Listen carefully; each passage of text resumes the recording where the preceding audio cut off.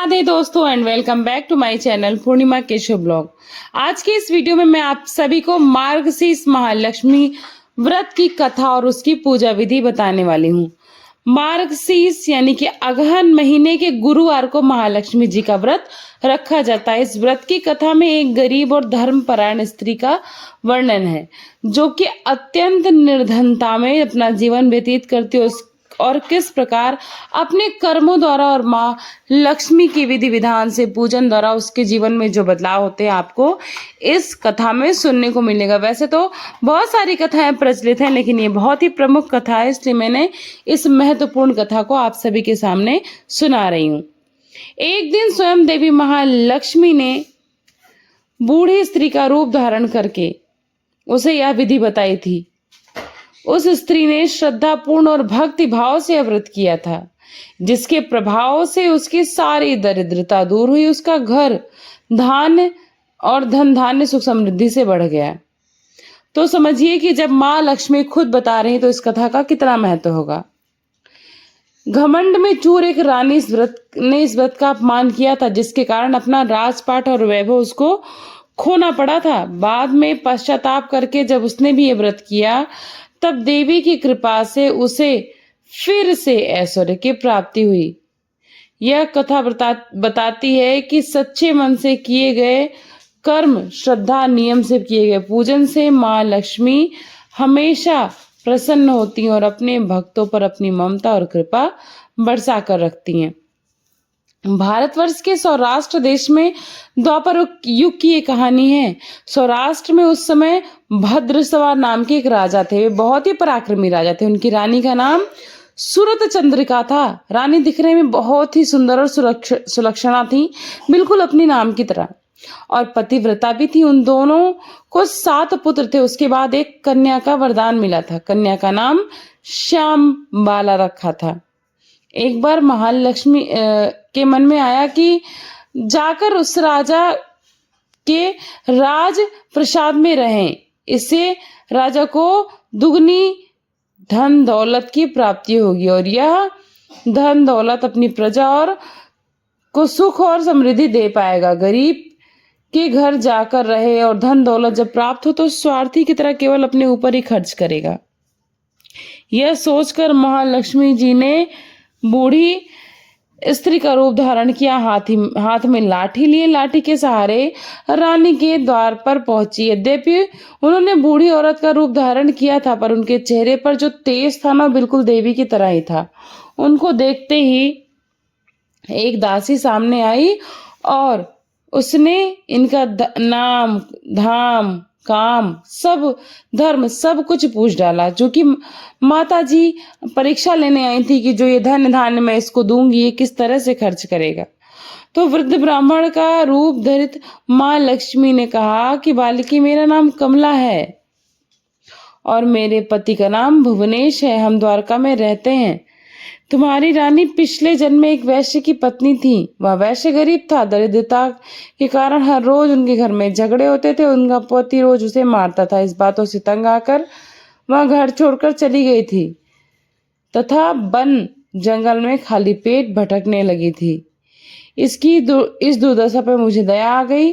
तब मैंने उसे सुख संपत्ति देने वाला महालक्ष्मी व्रत की कथा सुनाई थी। मेरे कहने पर उसने महालक्ष्मी व्रत का पूजन किया था, व्रत किया था। श्री महालक्ष्मी से प्रसन्न हुई थी। उसकी गरीबी दूर हुई थी।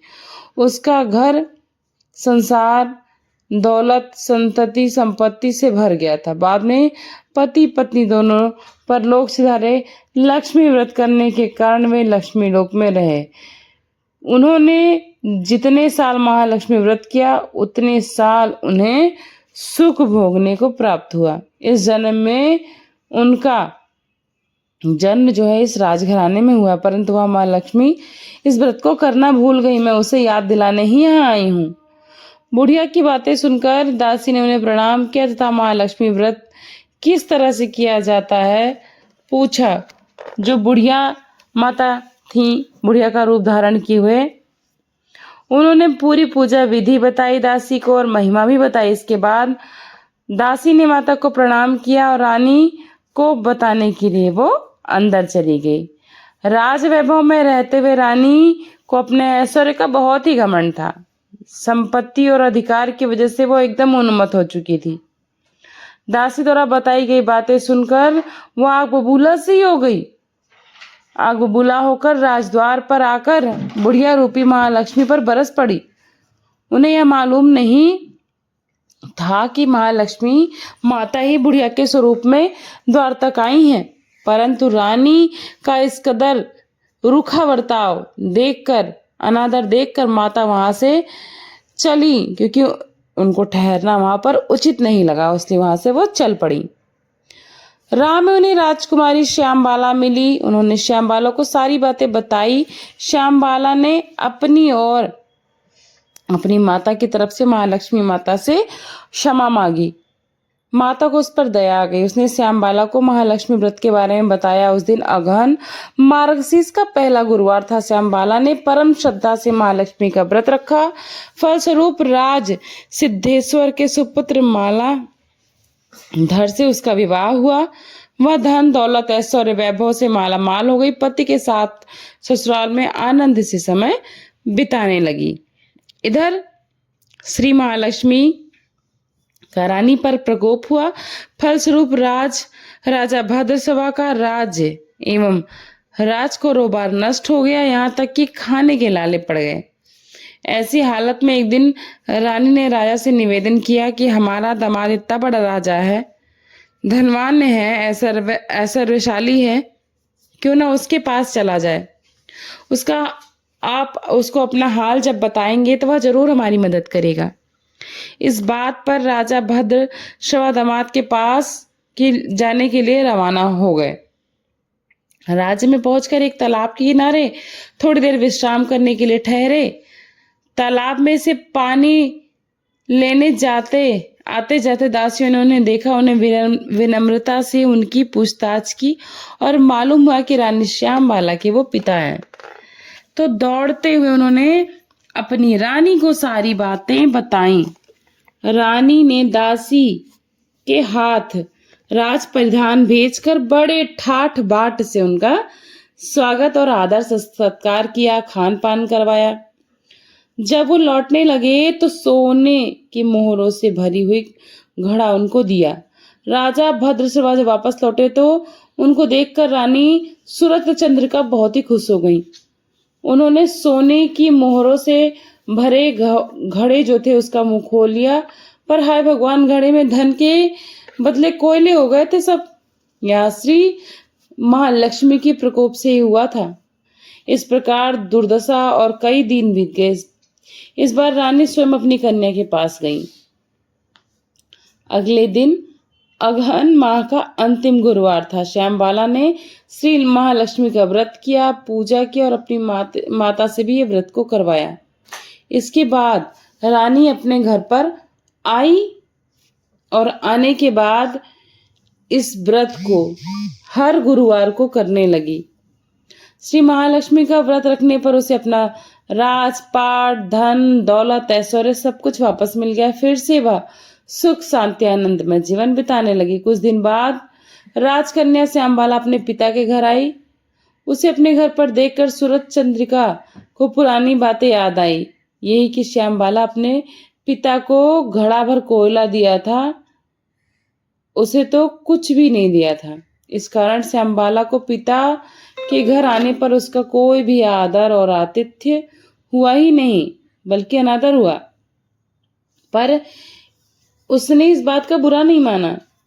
अपने घर लौटते समय पिता के घर से थोड़ा सा नमक ले लिया।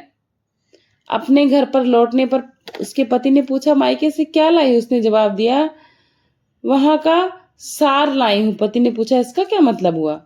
श्यामबाला ने कहा, थोड़ा धीरज रखो, सब मालूम हो जाएगा। उस दिन श्यामबाला ने सारा भोजन नमक डाले बिना बनाया और परोसा। पति ने खाना चखा। सारा खाना नमक के बिना था, इसलिए स्वाद ही नहीं आया। फिर श्यामबाला ने थाली में नमक डाला और इसे सारा भोजन स्वादिष्ट लगने लगा। तब श्यामबाला के पति से कहा कि यही है मायके से लाया हुआ सार। पति को उसकी बातें सही लगी और दोनों हंसी मजाक करते हुए भोजन करने लगे। कहा गया है कि इस तरह कोई भी श्रद्धा भाव से महालक्ष्मी की पूजा करे, इस व्रत को करे और इस कथा को सुने तो उससे माता लक्ष्मी की कृपा प्राप्त होती है, सुख संपत्ति शांति प्राप्त होती है, मनोकामनाएं पूरी होती हैं। परंतु यह सब प्राप्त होने पर माता रानी को भूलना नहीं चाहिए, पूजा पाठ करनी चाहिए, हर गुरुवार को व्रत पाठ करना चाहिए। इस तरह से माता महालक्ष्मी की हम सभी पर कृपा होगी और हम सभी की मनोकामनाएं जरूर पूरी होंगी। यह व्रत करने के लिए स्त्री पुरुष दोनों में से कोई भी कर सकता है, दोनों स्वस्थ एवं आनंदमय होने चाहिए। इस व्रत को किसी भी महीने के प्रथम गुरुवार से शुरू कर सकते हैं और मार्गशीर्ष माह से शुरू करते हैं तो ये अति उत्तम है। तो इस प्रकार मैंने आप सभी को बताई कि ये व्रत पूजन कैसे करना है, इसका महात्म्य क्या है, इसकी कथा क्या है, किस प्रकार इसको करने से हमारे सारे दुख दरिद्र खत्म हो जाते हैं। तो आशा करती हूँ आप सभी को ये कथा पसंद आई होगी, माता लक्ष्मी का महात्म्य पसंद आया होगा। और इस वीडियो के माध्यम से चैनल पर नए जुड़े हैं तो चैनल को सब्सक्राइब कर लीजिएगा, वीडियो को लाइक करिएगा, फ्रेंड्स एंड फैमिली के साथ ज़्यादा से ज़्यादा शेयर करिएगा। कमेंट बॉक्स में जय माँ लक्ष्मी लिखना बिल्कुल भी मत भूलिएगा। मिलती हूँ नई वीडियो में नई जानकारी के साथ, तब तक अपना खूब सारा ख्याल रखिएगा। जय माता दी, राधे राधे, राधे कृष्णा, नमस्ते।